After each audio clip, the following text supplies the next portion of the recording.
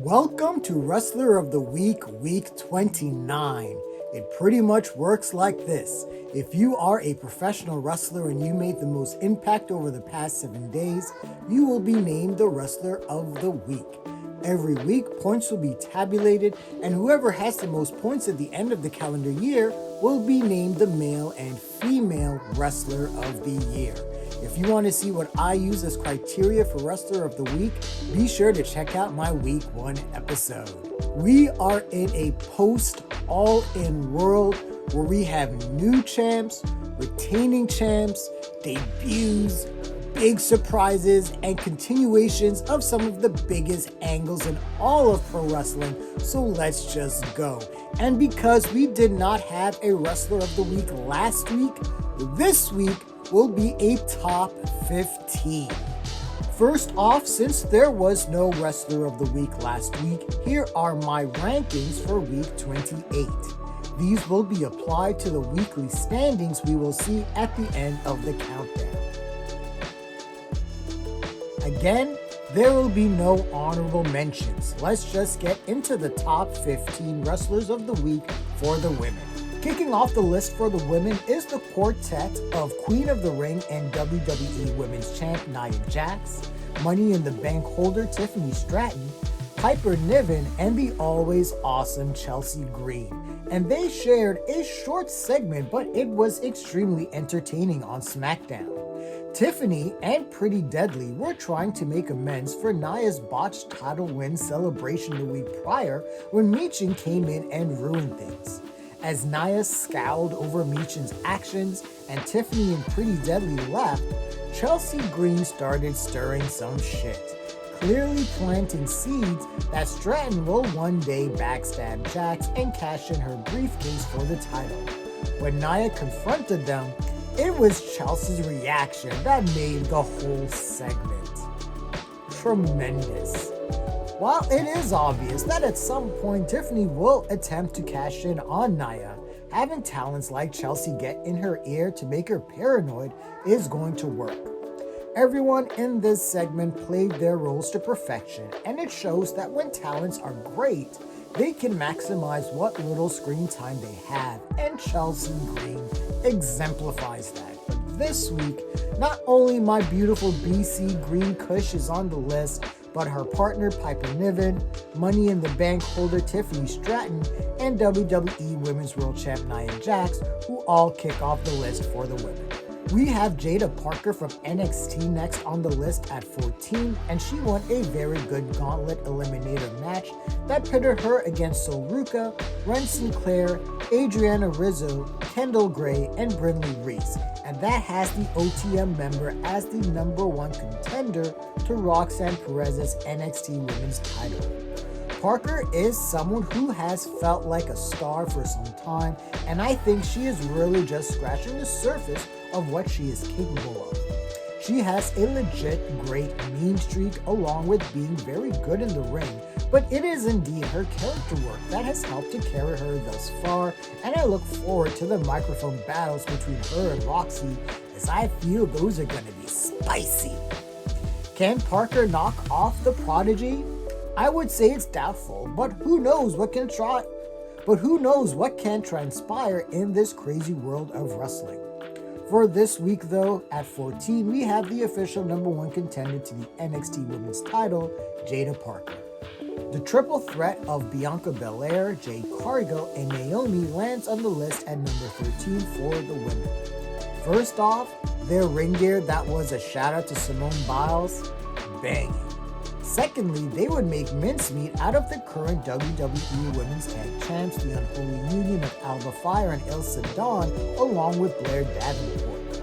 Clearly, Jade and Bianca are being prepped for their title match against Fire and Dawn at Fashion Berlin, while Naomi has her hands full with Davenport, who has been the wild card as everyone else in this feud has some shine, or in Naomi's case, a glow.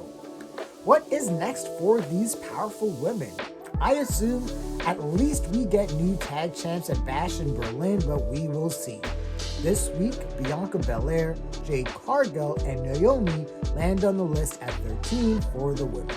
Our Marigold Twin Star Tag Champs Mai Sakurai and Mireille of Marigold land on the list at number 12 for defending their titles against the Passion Sisters, Nanae Takahashi and Naoya Ishiwaka, in a very good match this past week in the main event for the Twin Star Championship. The match got plenty of time without being too long. The crowd was into everything and had the right finish, with the new champions retaining in their first defense against credible challengers who put up a strong fight. Both ladies are 24 and 31 years respectively in age, so both have a lot of career left in them, and I am certain wrestling some of the best joshi talent in the world will only sharpen their skills. This week, join me in congratulating the Marigold Twin Star Tag Champs, Mai Sakurai and Mary, for defending their titles, and that brings them to number 12 this week. We have a pair of women who performed well in loss, and former AEW Women's World Champ Timeless Toni Storm and Britt Baker DMD, and they are at 11 this week. Both women would go out there and leave it all in the ring. Storm would fall victim to her own Storm Shadow when she couldn't find it in herself to use her shoe on her former mentee, losing the match and the title to Mariah May, who slayed in her match. Baker, on the other hand, was just simply outwitted and out-wrestled by Mercedes Moné, who after a series of roll-ups would catch Baker in the Moné Maker for the victory. Storm's emotions would help carry her for most of the match, while Baker tried to be cool under pressure, even taking a page from Moné's hero, Eddie Guerrero, by trying anything to win. Both of these ladies fell short, but they didn't fall short in the performance department, and they are only two of the massively stacked AEW female division. I am 100 that this won't be the last we see of either, especially in title contention or even as title holders. This week, we have former AEW Women's Champ Timeless Toni Storm and recent challenger to the AEW TBS title, Britt Baker, at number 11. Masha Slamovic of both Game Changer Wrestling and TNA arrives at number 10 this week for the women, as she had a pretty busy week, twice defending her JCW Women's title, first against a very gay Megan Bayne, then a quick showcase against Broski Jimmy. Masha, still only 26 years old, performs like a vet with a killer instinct, and we see this as well in TNA as one half of the Knockouts Tag Champs, with Alicia Edwards to form the Militia Tag Team, where they are very dominant over in the Canadian promotion. Masha can pretty much have any style of match, technical, intergender, death match, and can excel in all styles with any opponent, and that is one of the highest compliments one can give to a wrestler, to let them know they are highly diverse and can work with anyone. What is next for the Skin Ripper? We will see, but for now we have JCW and one half of the TNA Knockouts champ, Masha Slamovic, at number 10 this week for the women. Tiffany Nieves lands on the list this week for the women at number 9, and she had one busy week. First, she would win the Destiny Women's Title Tournament final as she defeated Zoe Sky for the vacant title. Her collection of vacant belts did not end there though, as she would also defeat Kesley Heather, Kylie Page, and Maya World to win the vacant NWA Exodus Pro Midwest Women's title. The native New Yorker has only been in the game for 3 years and has made some insane strides in that time, and working with talents over at NWA will only sharpen her skills. Will there be any more belts that Nieves looks to gain? We will see, but for this week we have the Destiny Women's and NWA Exodus Pro Midwest Women's Champ Tiffany Nieves, who arrives this week at number 9. WWE Women's World Champ Liv Morgan and her arch nemesis, the Eradicator Rhea Ripley, lands on the list this week for the women at number 8. The two would be all over Monday Night Raw, where Rhea would cut a promo alongside her Terror Twin bro Damian Priest, as she promised at Bash in Berlin she would put Morgan down.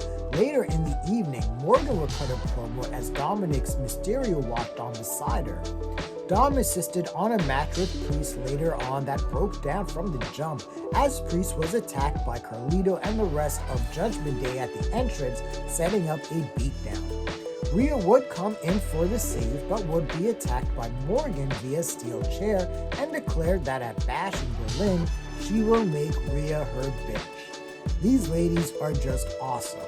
Everything these women do feels completely natural, like their true selves, but with the volume turned up. The injuries suffered by Rhea and Liv both benefited their careers, and that bit of added realism helped to take this feud to the stratosphere. Stratosphere. This week, the WWE Women's World Champ Liv Morgan and mommy herself, Rhea Ripley, lands on the list this week for the women at number 8. What a surprise we got at AEW All In as Jamie Hayter would make her shocking return, and that lands her at number 7 this week. During the 0-hour pre-show, Saraya would come out griping over the fact that she did not have a match at all, and she is the greatest female wrestler to ever come out of the UK. This brought out Hayter, who was received like a goddamn hero, and she made short work of Saraya, and man, what a moment this was. And you could see the look on Hayter's face was palpable as she made her return to an AEW ring since May of last year.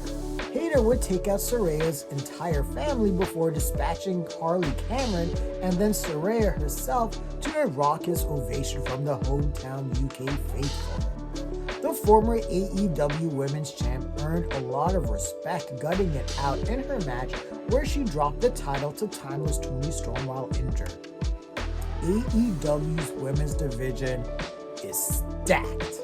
May, Storm, Monet, Baker, Willow, Stat, Oza, Peraza, Camille, Shida, Deeb, Riho, Saraya, Soho, Athena, Starks, Velvet, Martinez, Ellering, and Lady Frost a Ring of Honor, and we still have returns from Julia Hart and Sky Blue from injury.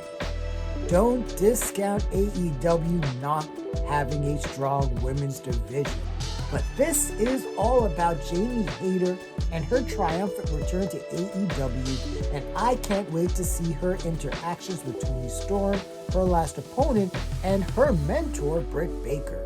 Can they coexist? There are so many unanswered questions, but I am sure they will be crystallized in the coming weeks. Until then, welcome back Jamie Hayter, the number 7 female wrestler of the week.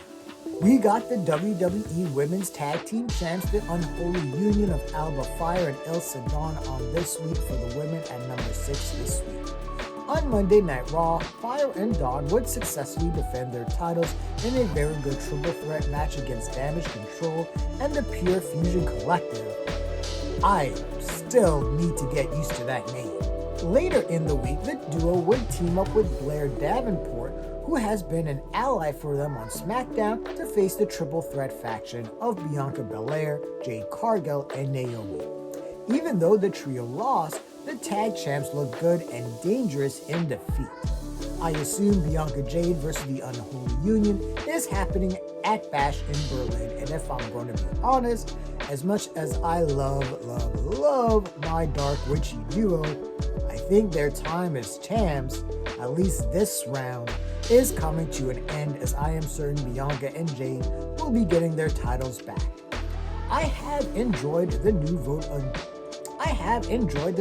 of confidence WWE has given Fire and Dawn lately, and I believe they have done absolutely fire with their opportunity.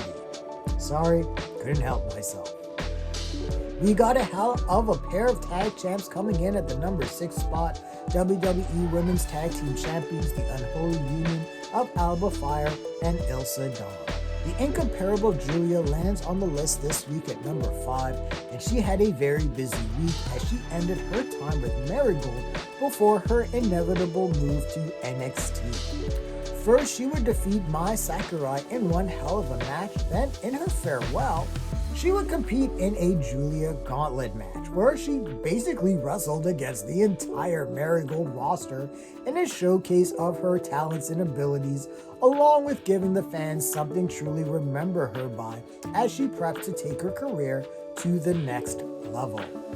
Julia in NXT is going to be next level. She is one of the best in the world, male or female, and the matches she will have with a good chunk of the NXT women's roster have the potential to be great matches. But for me, there are 3 people in NXT that Julia must face: Roxanne Perez, Stephanie Vacker, and when she returns from injury, Cora Jade. Talk about potential bangers.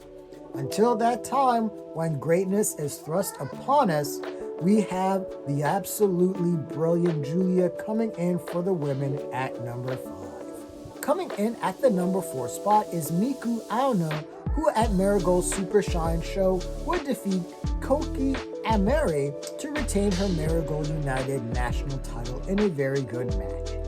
Very quickly, Marigold is rising in my eyes as a Joshi promotion with some teeth, as a good chunk of the performers are truly world-class professional wrestlers, and Miku is no exception. Bell to bell, Miku Aono is one of the best in the promotion and is a talent that is able to work with anyone, vets or rookies. Julia has been the major star that Marigold has relied on, but I am sure Mika will be Marigold's next major star. She is a great inaugural United National Champ, and I am sure more great matches are coming down the pipe. This week we have Marigold United National Champ Miku Aono, who lands on the list for the women at number 4. We have a new Rev Pro Undisputed British Women's Champ, and that is Mina Shirakawa, who at Rev Pro's 12th anniversary show would shock the world, or at least me, as she defeated Dani Luna for the title, and that has her at number 3 this week for the women. This was a hard-hitting back-and-forth match, but Mina would end up getting the Duke, and like I said, this was a legit shock. With Mina being involved with both Stardom and AEW major ways, I did not foresee a Mina win here, but that's exactly what we got. And now we have best friends as champs, as Mariah May is enjoying her brand new AEW Women's World title as well. Will this bring these friends closer, or will the competitive spirit be too much for either to handle? Where does Mina stand with everything that transpired between May and Tony at All In? Mina certainly looked shook for most of the match. Time will tell, but this week we have a new Rev Pro Undisputed British Women's Champ, and that is Mina Shirakawa, who lands on the list this week at number 3.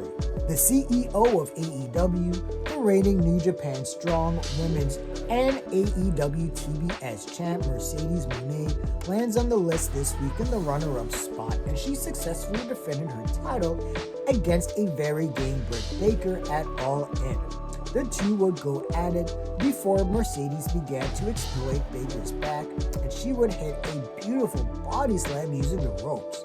Britt would take a page out of Eddie Guerrero's page to get Camille ejected from the match, but it was still not enough, as after a series of roll-ups, Moné would hit the Moné Maker for the win and title retention. This was a good match with what I believe was a predictable winner, as Moné is clearly positioned as the bigger star of the two, and I believe AEW has plans to build up the TBS division around Moné until she is ready to move on to the Women's World title. Moné is one of the best big match performers around, and this was no exception. Is Baker done with Moné though? Or will someone else step up to the plate to challenge the CEO? Time will tell, but for this week at number 2, we have the CEO, New Japan Strong and reigning AEW TBS Women's Champ Mercedes Moné at number 2. And the female wrestler of the week for week 29 is none other than the new AEW Women's World Champ Mariah May, who had one hell of a coming out party at AEW All In as she challenged timeless Toni Storm for the title. May was on fire the entire night, hitting an apron, sunset flip bomb, and spitting in Luther's face. There was a major moment where May would slap her own mother in attendance for some nuclear heat. Toni would pile drive May onto the steel steps, busting her open, but it seemed for the most part that May had an answer for all of Toni's offense, and in the end, after Storm couldn't bring it in her to use the shoe, May would counter a Storm Zero and hit one of her own for the pin, victory, and title, and boy, was this a major moment. Mariah May has officially arrived as a major female talent in professional wrestling, and is her future ever bright. Not only did she prove to be more than capable in the ring, especially when the lights were brightest, but she shone as a character, and the storytelling between her and Storm was amazing. This was one of the most anticipated battles on the All-In card, and they certainly delivered. Now what is next for the first-time champ?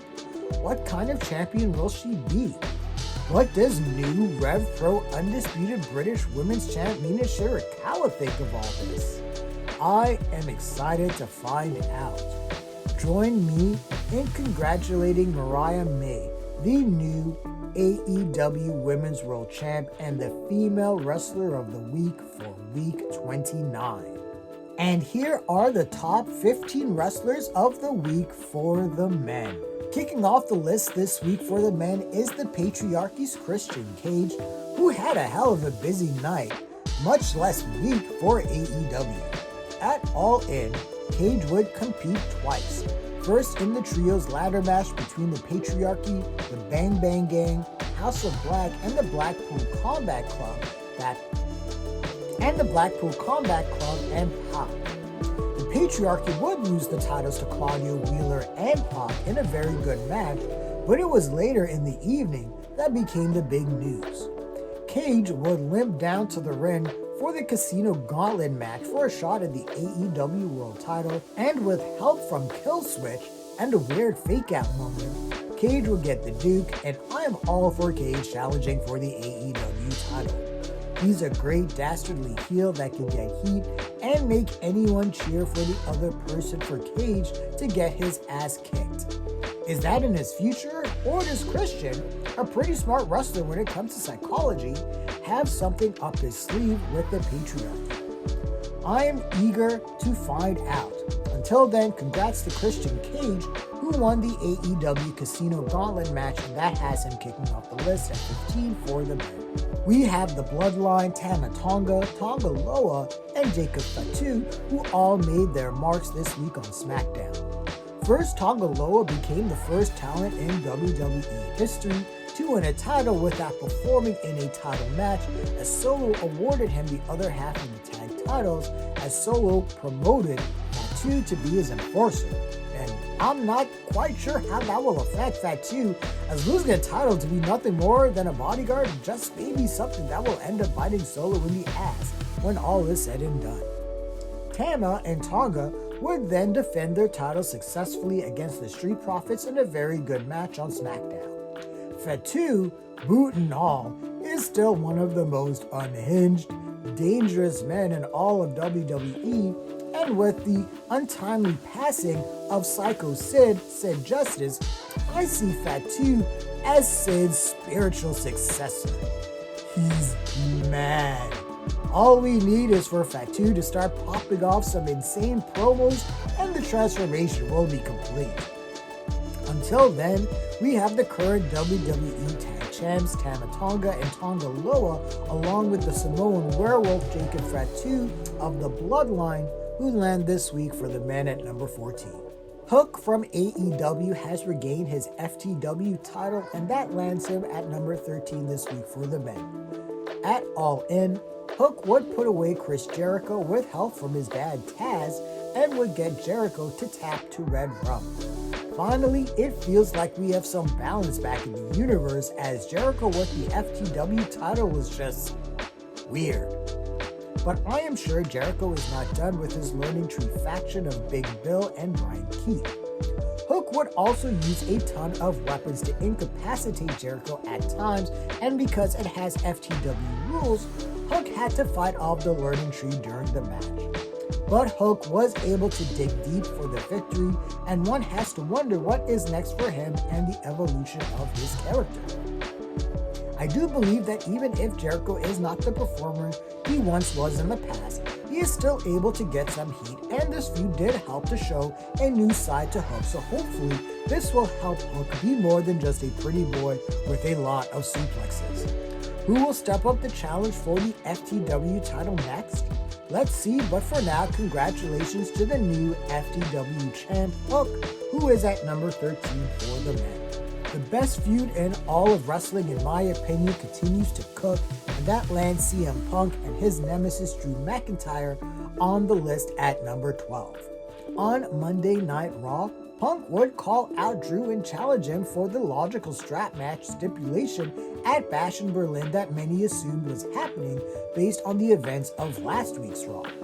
McIntyre would accept the challenge, and we got the potential for another great, fun match between the two. The live crowds clearly love what they are doing, and every time they meet up to antagonize each other, it is magic. Will Punk get his win back at Berlin? Time will tell, but until then, we got the Scottish psychopath Drew McIntyre and the best in the world, with respect to Shane McMahon, CM Punk, who land this week at number 12. We have a brand new Rev Pro British Undisputed Champion, and that is Luke Jacobs, who at Rev Pro's 12th anniversary show would defeat the great Michael Oku to win the title. Jacobs, who is also the Progress World Champ, is a talent who can work with pretty much anyone, and I am very happy to see him pick up this particular level of gold he has been chasing for a while. At the same time, I was sure the writing was on the wall for Oku, who lately has been more involved with AEW storylines, particularly the feud between MJF and Will Ospreay. I am sure Oku is AEW bound, and it is only a matter of time before he starts putting AEW talent in all sorts of pretzel walks. He is already considered one of the best grapplers of his generation, but he is only 31. On the other hand, we have Jacobs, who is a great power wrestler with a great hold on strikes and a pretty good grappling game himself. I am sure that the 24-year-older will only get better in time, and at some point when all the pieces begin to fit, one of the major North American promotions will come calling, and that will be an exciting time. Until then, join me in congratulating the new Rev Pro British Undisputed Heavyweight Champ Luke Jacobs, who lands on the list this week at number 11. We have a trio of performers who were absolutely on fire even in loss, and I want to make sure they are recognized, as they were all participants in some of the best matches of the year, and they all happened in 1 week, or in one instance on the same show. First, Yota Tsuchi would fall short of winning the 2024 New Japan G1 Climax tournament as he tapped to winner Zack Sabre Jr., but it didn't lessen his absolutely great performance that shows he just may be the future star New Japan has been searching for the past few years. MJF, decked out in the stars and stripes, would lose his self-Christian AEW American title to Will Ospreay, who would then reverted back to the AEW International title in another absolutely classic match that for me was just as good and serves as just another great chapter in their rivalry as the near 60-minute classic they had on Dynamite. Finally, Swerve Strickland would leave it all in the ring, even at times when he was truly healing it up, but he would fall prey to Bryan Danielson's rings of Satyrs to lose his title to the American Dragon in, again, a wonderful match of the year contender. All three of these competitors were an absolute joy to watch as they competed against their respective opponents. But with pro wrestling, it normally takes two to tangle, and we would not have had these great matches this week without these performers stepping up to another level. They may have lost their titles or tournament, but they can hold their heads high as they continue to show just how good they are in the ring, and they are still super young within the industry, so all three men's best days are still ahead of them. This week, we have former champs Swerve Strickland and MJF, along with New Japan G1 Climax finalist Yota Tsuji, who all land at number 10 this week. We had a very good back and forth between World Heavyweight Champ, the Ring General Gunther, and number one contender, the Apex Predator Randy Orton on Monday Night Raw, and that lands them at number 9 this week. Orton would open Monday Night Raw to a great ovation and would have a confrontation with Gunther before being attacked by Ludwig Kaiser. Later in the evening, Orton would defeat Kaiser with an RKO in the main event before a major tussle between he and Gunther would occur to end the show. I am digging this feud. It is so simple.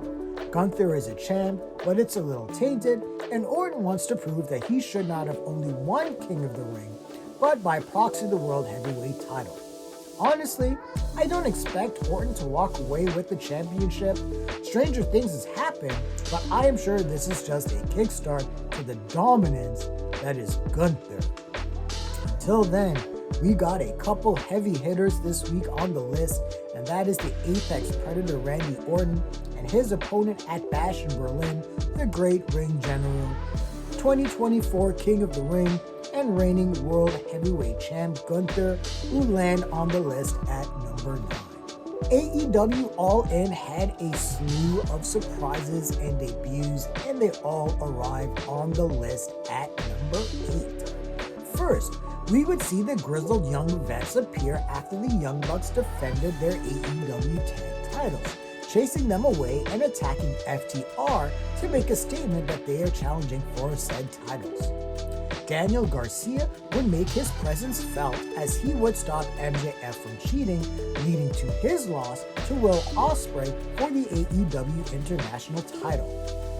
The human highlight reel Ricochet would make his anticipated AEW debut, competing in and having a great showing in the AEW Casino Gauntlet match. But there were two surprises that were earth-shattering. First, the return of the Icon Sting as he would save Darby Allin from murder from the Elite. And then finally, Nigel fucking McGuinness would make a shocking return to the ring to compete in the Casino Gauntlet match, and it was like turning back the clock to see one of the greatest grapplers of his generation back in the ring. Does this mean McGuinness plans to challenge a certain American Dragon? What was great was all these surprises and debuts had a logical reason to exist and shows that AEW can surprise and tell good stories. Ricochet versus Ospreay is happening, people. It's only a matter of time. I am sure MJF will have some words for Garcia, and the grizzled young vets have already inserted themselves for the tag titles. As for Sting, was this a one-off, or is this the return of the Icon on AEW television? We will see, but for now, we got a ton of awesome debuts and surprises at AEW All In, and they all land at number 8 for the men. The AEW Tag Team Champs Nicholas and Matthew Jackson of the Young Bucks land on the list at number 7, and they successfully defended their titles in a pretty good triple threat tag match against FTR and the Acclaimed at All In. We saw the teams assist each other hitting finishers. Seeing Max Caster and Nick Jackson hit an EVP trigger was nuts, but in the end, the Bucks would hit an EVP trigger on Dax Harwood for the victory. This celebration was short-lived though, as the grizzled young vets, James Drake and Zach Gibson, would make a surprise post-match appearance to challenge the Bucks for their titles before attacking FTR. The Bucks would also later assist Jack Perry in attempted murder as they tried to set the coffin that Darby Allin was placed in after his TNT title coffin match against the Scapegoat before the Icon Sting would appear for the scene. The Bucks and the Elite as a faction has been all over AEW television as some of the promotion's biggest antagonists, and it will be interesting to see how far the Bucks will go to hold on to their heel heat. We will see what's next for our champs, but this week, congrats to the Young Bucks for defending the AEW tag titles, and that brings them to number 7 this week. Say his name and he appears. Joe Hendry from TNA lands on the list at number 6, and he had a very busy week. First, Hendry would defeat the newly turned heel Wes Lee and Pete Dunne in a number 1 contender triple threat main event on NXT, and now he has a title match against NXT champ Ethan Page at NXT No Mercy. Then a couple of days later in the main event of TNA Impact, Hendry would rush to aid the Hardys and Mike Santana from a beatdown from the system. Hendry is one of the busiest and most high-profile names on the planet in wrestling, and the man hasn't won a world title yet. Some fans are treating him like the second coming, and I don't begrudge them, as it is rare to have a talent of Hendry's caliber get over the way he has in 2 major promotions. Hendry is indeed a special talent, and we have another Hendry Rock concert to look forward to. Let's go! This week, Joe Hendry, the number 1 contender to the NXT World title, lands this week at number 6. We have a pair of secondary champs who defended their titles this week, and that has them at number 5. First, the megastar LA Knight would perform in his first title defense, successfully knocking off Santos Escobar in a very good match on SmackDown to retain his newly won WWE United States title. Across the pond at AEW All In, the scapegoat Jack Perry would retain his AEW TNT title against Darby Allin in a wild coffin match that saw the return of Sting to save his friend from a fiery end. Both champs are just starting to get into their grooves. Knight is a star, presented as a star, and it does feel like the US title is a stepping stone for bigger and better things down the road. Perry is still in a feeling out process as an annoying heel, but I think he is beginning to find his footing. I do personally enjoy both men's work. I do think that Knight at this time has the bigger upside, but anything can happen in this crazy world of pro wrestling, and it only takes one great promo or one great match to be elevated to that next level, and I believe that is where Perry is. How long will our champs be able to hold on to their coveted titles? The future will tell all, but for now, we have our AEW TNT champ, the scapegoat Jack Perry, and the megastar WWE United States champ LA Knight, as our number 5 male wrestlers of the week. Bruv, we have a new AEW International champ, and that is the incomparable Will Ospreay, who lands at number 4 this week for the men, and he won a big-time match against MJF in their rematch for the coveted title that was lost in that mere 60-minute Modern Classic. And what did we get here? Another Modern Classic. This match was back and forth with MJF, decked out like he was Apollo Creed, doing his best to cheat his way into victory. MJF attempted to use a foreign object but was stopped by a masked man who revealed himself to be a returning Daniel Garcia for revenge on MJF after falling victim to a violent attack on the July 3rd AEW Dynamite. Ospreay found his killer instinct and landed his self-banned Tiger Driver 91 on MJF for the victory.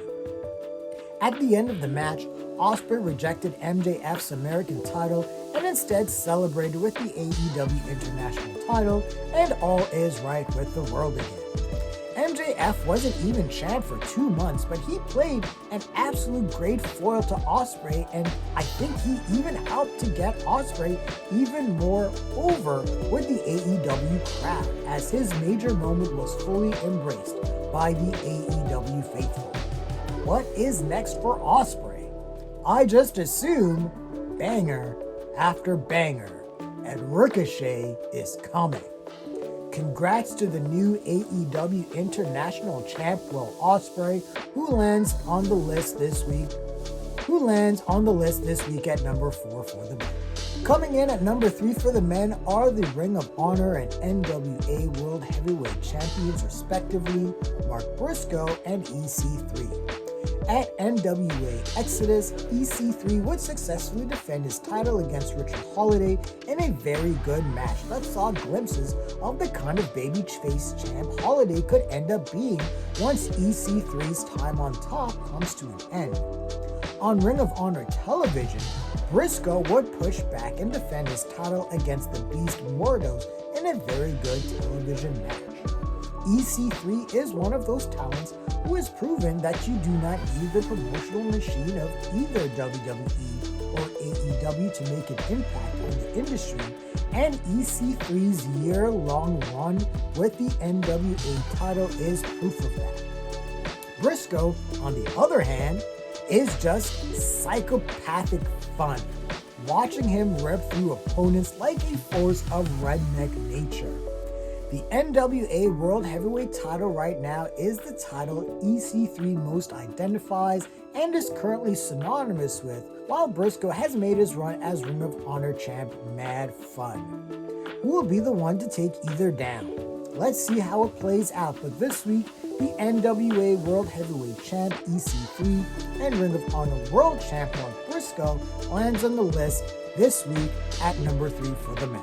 It was not the final countdown, as we have a new AEW World Heavyweight Champion that was crowned, and that is the American Dragon Bryan Danielson, who lands on the runner-up spot for the men. At All In, Danielson, who came out to a raucous ovation via the final countdown, would have one of the best matches of the entire year with former champ Swerve Strickland, as the two went through a back and forth war that could have gone either way. In the end though, Swerve would tap to the rings of Saturn, and not only is Danielson champ, but he also saved his career, as that was on the line if he lost. Danielson's celebration with Brie Garcia and his children post-match was absolutely touching. This is Danielson's first run with the AEW World title, which is insane to think about. But 10 years after leading the Yes Movement to win one of the best WrestleMania main events, Danielson has won his 7th world title. I can only assume that Bryan will be a fighting champ, taking on all comers, and I don't doubt that every title match of his will be banger after banger. What will the future hold for our new champ? How much gas does he have left in the tank to perform at a championship caliber level? Let's see, but for now, join me in congratulating the new AEW World Heavyweight Champ, the American Dragon Bryan Danielson, who lands at number 2 for the men. And the male wrestler of the week for week 29 is Zack Sabre Jr., who at the finals of the 2024 New Japan G1 Climax tournament would defeat Yota Tsuji in a great back and forth match, and now he has punched his ticket to an IWGP World Heavyweight title shot, which normally is at Wrestle Kingdom, but Sabre has instead opted to face whoever the current champ is at New Japan King of Pro Wrestling on October 14th. The UK grappler also made an appearance at AEW All In for the Casino Gauntlet match. Sabre has been consistently one of the best pro wrestlers on the planet for a good 10 years now, and seeing him get an IWGP title shot is going to be something special. Also, I need to point out that this year's G1 Climax tournament was so much better than years past, down to having the right finalists and a great winner. Will Sabre be able to grapple and tap out his way to a title? Let's see, but for this insane week, the Week 29 Male Wrestler of the Week is the 2024 winner of the New Japan G1 Climax Tournament and number 1 contender to the IWGP World Heavyweight title, Zack Sabre Jr. And here are the weekly standings for the men and the women for the past 2 weeks.